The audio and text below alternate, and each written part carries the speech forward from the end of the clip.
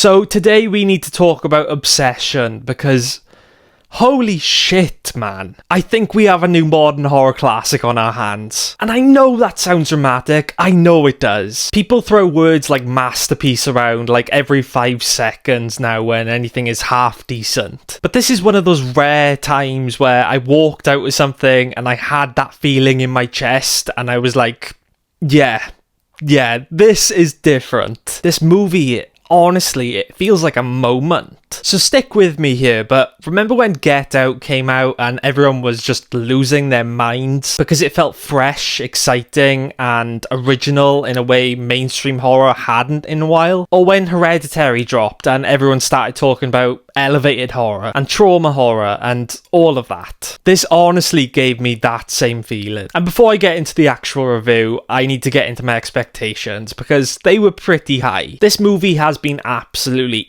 everywhere. Every festival reaction has been absolutely glowing. Every early reaction I heard from people I actually trust was like, yeah, this is something special. And this was actually on my most anticipated horror movies of 2026 video. Link in the description, by the way. So I was already seated before I even knew what half the movie was. And because of all the hype, I actually decided to go back and watch Curry Barker's older stuff, just to get an idea of what kind of filmmaker I was dealing with. So I watched Milk and Cereal first, and dude, I remember finishing that and immediately thinking, wait, this is a YouTube movie? Like, actually, how? It doesn't feel amateur. It doesn't feel like someone messing around with a camera trying to imitate horror movies they like. It feels like someone who fundamentally understands horror filmmaking already. And then I found out it had a $800 budget and my mind just broke. Because the thing with that movie is, it's not even, oh, that's impressive on that budget. It's just impressive, full stop. The budget thing just makes it even crazier. The editing in that film was incredible. The pacing and tension is really well done. And what really stood out to me is how Curry Barker structures his horror. He understands unpredictability a lot of modern horror filmmakers just don't anymore. Like, the movie just feels slippery. You think it's going one way and then it just goes the complete opposite. Honestly, it kind of gave me major Creep vibes, but it was still its own thing. And Curry Barker himself in that movie is so unsettling. Dude has one of the creepiest smiles I've ever seen in a horror film, especially with that mask. Nah, absolutely not. Burn it. And then I watched his short film The Chair, and that just confirmed to me that this guy just understands atmosphere and tension on a really instinctive level. The short has such a cool supernatural concept, but most importantly, it's directed with confidence. The cinematography is amazing. It's unpredictable. It's creepy. It just works. So naturally, by the time I walked into Obsession, my expectations were through the roof. And somehow, it still blew them away. So, if you somehow haven't heard the premise yet, here's the synopsis. After breaking the mysterious One Wish Willow to win his crush's heart, a hopeless romantic finds himself getting exactly what he asked for, but soon discovers that some desires come at a dark, sinister price. First of all, incredible setup. Immediately, there's so much you can do with that concept, psychologically, emotionally, morally, romantically, horror-wise. And the thing I love about this movie is it just fully commits to exploring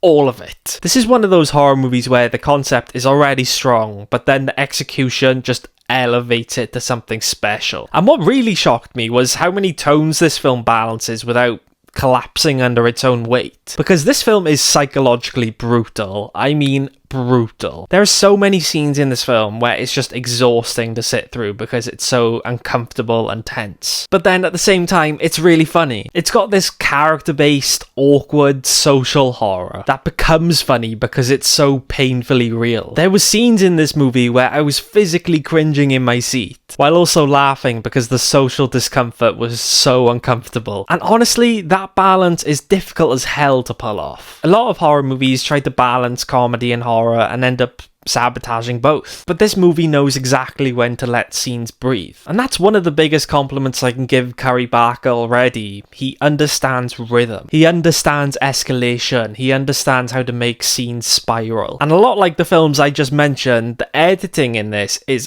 actually insane. I already loved his editing style, but here it just feels so much more evolved. The way scenes transition into one another, the way tension builds, the way information is revealed, it all feels so deliberate. Nothing feels random, nothing feels lazy. Every single decision feels intentional, and the unpredictability really got to me. Because I think modern horror has a pretty big problem right now with its trailers, where they basically show you the entire movie structure, the character arcs, the scares, the reveals, all of it. But this movie constantly kept me off balance. Not because it's trying to gotcha every 5 minutes, but because the characters feel emotionally real enough that the movie can naturally go in places you wouldn't expect. And speaking of characters, the performances in this are insane across the board, especially Inde Navarrette. Oh my god, what a performance! Her ability to switch emotional gears in literal seconds is terrifying. There are moments where she feels vulnerable, sympathetic, and grounded, and then there's this intensity that just suddenly comes out of nowhere, and it just makes every scene feel so tense. Like, it feels dangerous. Every scene she's in feels just alive because you never know which direction it's gonna go in. And honestly, that's something I think the best horror performances have. Not just fear, volatility. The feeling that emotions could explode at any second. And she absolutely nailed that. But honestly, everyone in this movie feels locked in. Everyone knows the job and they fit the tone perfectly. Everyone understands the wavelength this thing is on, and they are fantastic. And visually, dude, this thing is... it looks so good. The cinematography is gorgeous, but never distractingly flashy either. It always serves the atmosphere first. There's this constant sense of unease hanging over everything. Even in normal conversations, there's this tension underneath the frame where it feels like there's something emotionally wrong before there's anything actually physically wrong. And I love horror movies that can do that. I love horror movies where the dread starts existing before the horror does. That's the good stuff. And then when this movie does decide to go with its horror, it absolutely goes there. There are some genuinely disturbing scenes in this film. Some psychological horror stuff that I have been craving for a while in horror. It really gives you something to chew on and think about. And then there is the gore too. This movie does get pretty nasty. But what stayed with me after wasn't even the gore, it was the emotional horror, the moral horror. Because underneath all the creepy stuff, the tension, and the disturbing imagery, this movie is actually dealing with something really tragic. At its core, it's a movie about desire, about loneliness, about wanting someone so badly that you start convincing yourself you deserve them. And the movie explores that in such a human way, I think, because it starts to feel relatable even if the situation itself isn't. And that is where the movie becomes special to me, because it's not hollow. It's not just cool concept plus scary scenes. There's actually something underneath it. There's an emotional and moral dilemma at the center of it that gives everything weight. And I think that's why the horror hits so hard, because it understands people first. The scares matter because the characters matter. The tragedy matters because the emotion feels real. And honestly, by the end, I was just sitting there and I was just kind of stunned. Not because it's trying to be shocking for the sake of it, but because the movie fully commits to the consequences of its premise. And I respect the hell out of that. I also really need to talk about how fascinating it is, the direction that horror is taking right now, because I think we're in a really interesting shift in filmmaking and just Hollywood in general, especially with YouTubers making movies. Because for years there's been this weird stigma around YouTuber filmmakers, where people automatically assumed lower quality or not very good storytelling. And now you've got creators that are not only making stuff that's just good, they're competing with mainstream studio horror. And honestly, in some cases,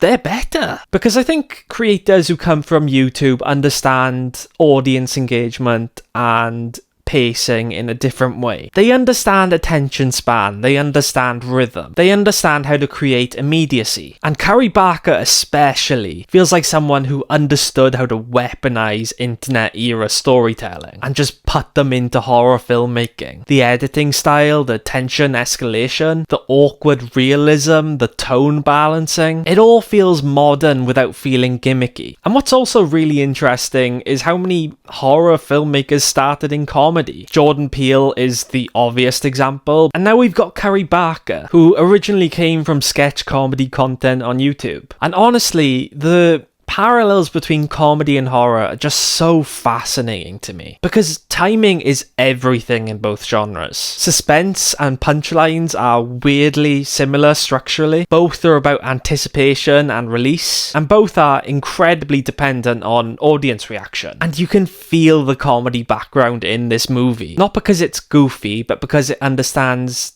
escalation and discomfort so well. Some of the funniest moments in this movie are funny because they're horrifying socially. You're laughing because you can't believe how uncomfortable the situation is becoming. And then suddenly, the movie twists that discomfort into something unsettling. It's brilliant. And honestly, seeing someone who went from YouTube sketches to directing something this confident and fully realised, it's just really cool to witness. It feels like the arrival of a filmmaker, not just a content creator making a movie. An actual filmmaker. And I know people are going to think I'm overhyping this movie, but I genuinely don't care, because this is one of those movies where you immediately walk out and know how it's going to stick with you. And I haven't been able to stop thinking about it, and I have really been raking my brain. I can't find a flaw in this. Like, I've tried, I've sat down and I've thought, okay, what didn't I like about this movie? And I've got nothing. Every performance worked, every emotional beat worked, the horror worked, the comedy worked, the pacing worked, the cinematography worked, the editing worked. Literally everything just came together, and that almost never happens in horror. Horror is one of the hardest genres to nail, because if you get one thing off, the whole thing will just wobble. But this movie just avoids every single trap. It just feels so confident in itself. And confidence is so important in horror, because you can tell when a movie is afraid of its own weirdness. This movie isn't, like, at all. It fully embraces its identity from beginning to end. And because of that, it becomes completely immersive. Honestly,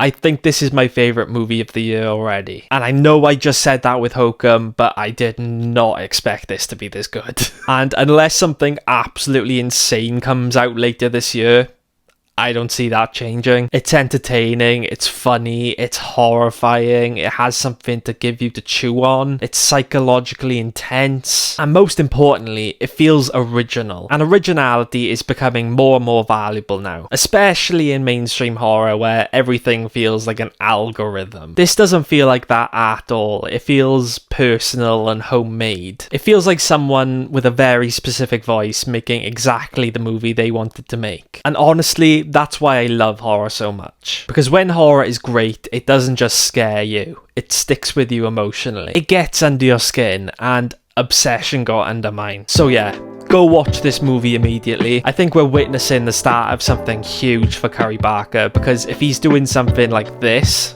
early on, that's terrifying in the best possible way. And if you've seen this movie already, definitely let me know, because I desperately need to talk about this with people. This is one of those movies where as soon as it finished, I wanted to sit in a room full of horror fans and just unpack everything. It's absolutely incredible.